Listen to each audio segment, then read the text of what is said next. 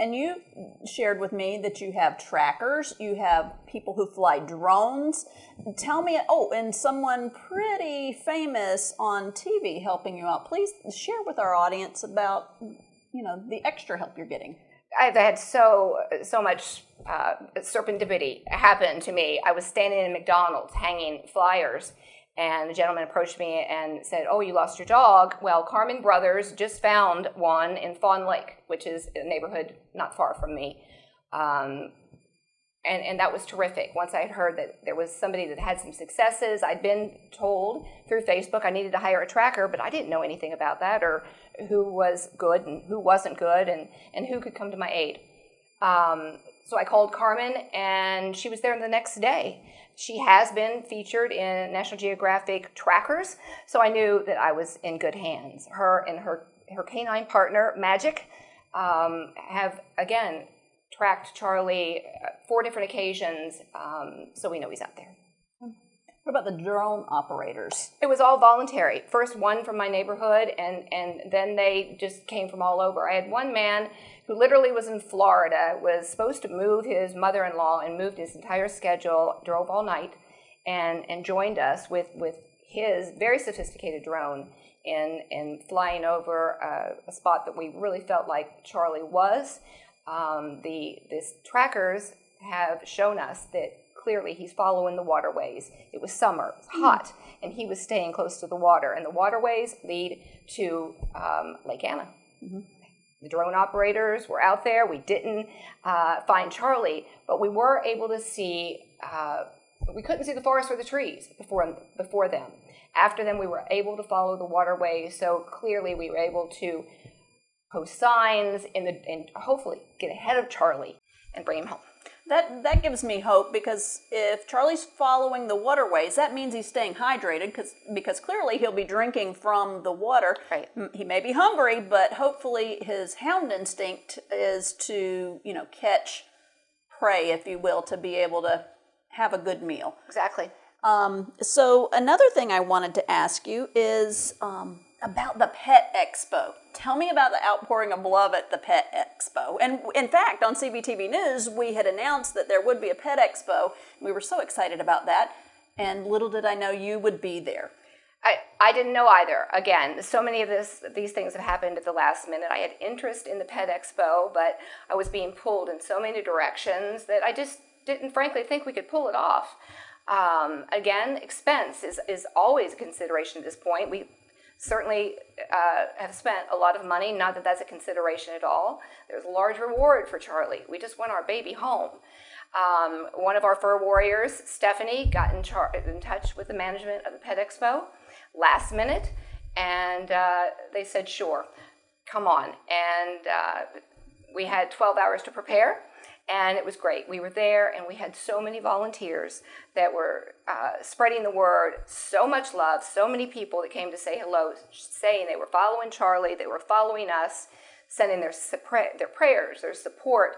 It was one of the most amazing things to experience, not just for me, but for everybody who experienced it. That's exciting. Yeah. Now, he went missing on May 25th. There have been many sightings. The last time I checked, I know you were in like a 60-mile radius. Tell me about how many sightings you've seen, and how far do you think he may go? Well, I've read a lot, and beagles travel far, and they're recovered sometimes, 60 miles or more away from their home. Once they get a scent, they might look up 5 miles later. And that's when they get lost. In Charlie's situation with the storm, and also there's a church with a huge renovation going on that's directly behind my home. The entire geography of him even finding his way home, the way he left, has changed completely. Great question. How many sightings? Oh, we have, I couldn't count. We've had so many. What we don't have is a picture. I haven't seen Charlie since the day he left. So many people have described him to a T. So many people are absolutely convinced it's Charlie. We've had police officers and animal control. We've had postal workers. UPS drivers, people that told me beyond any shadow of a doubt it was Charlie, and that's where we got the positive sense. We're still getting sightings. Right now, in the Lake Anna area, we have sightings. I just had another one today at the marina. We don't know this is Charlie. I've got Carmen on the way. She's in Texas, so in the next few days, we'll be bringing her out and see if we can't track his scent again. So he's gone from the Chancellorsville battlefield area to the Lake Anna area. And truly, as the bird flies, he could do all that and only have to cross Route 3 one time. Mm-hmm. That's all he had to do. Exactly where he crossed, I saw 40 deer feeding in a soybean field right there on Route 3 several weeks ago. So we're just rich in deer, and that's what he's tracking. Okay. Now, please give our viewers the way that they can contact you.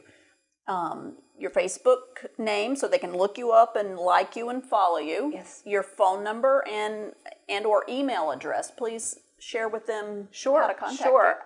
My name, my phone number, everything is out there. Carol, C-A-R-O-L, Harriger, H-A-R-R-I-G-E-R. I'm at 540-424-4776. That is my cell, and I answer it immediately or answer the messages just as soon as I can.